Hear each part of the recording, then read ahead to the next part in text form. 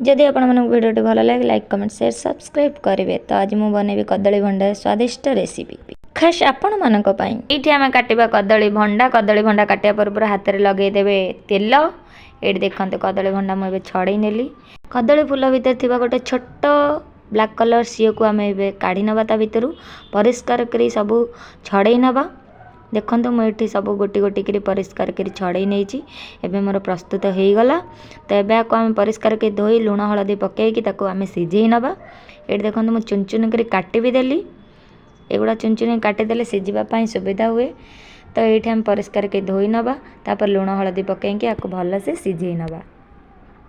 देखते ये मुझे सीझा मसला प्रस्तुत। मसला मुझे पियाज रसुण अदा कंचा लंका टमाटो डालचीनी काठ। तो आम आपको करदे भल से ग्राइंडिंग। मसलाटे हो जाए मोर ग्राइंडिंग। ये सीझे रखि आलू को भी भल से आम काटी नवा। देखते मुझे आलू को सीझे रखि काटी नेली। आठी मुझे सीझे कदली भंडा भी सीझिकी रेडी।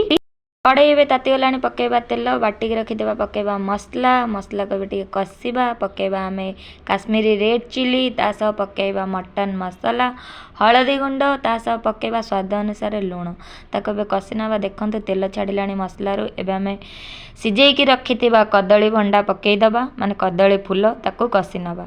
ता सतरे पकेबा आम काटिक रखिथिबा सिझा आलू छोट छोट करिकी पकई देकी ताको आम भल से आम कषि नवा। देखते मुझे कषुची कषि हो गला पर आम दबा पानी आमको जेतिकी पानी दरकार आम सेतिकी पानी दबा तरकारी रे। एठी रेडी हो जाइए कदली भंडा एंड कदली फूलर तरकारी। तो आपन जहाँ भी यहाँ कहींपारे बहुत ही टेस्टी लगे खावाई। पूरा छतु तरकारी ठो भी टॉप लगे खावाई। आउ चलतु एवं मोर तो रेडी हो जाइए मो बाड़ी भी सारा। तो गरम गरम भात सह कदली भंडार तरकारी खाइबा।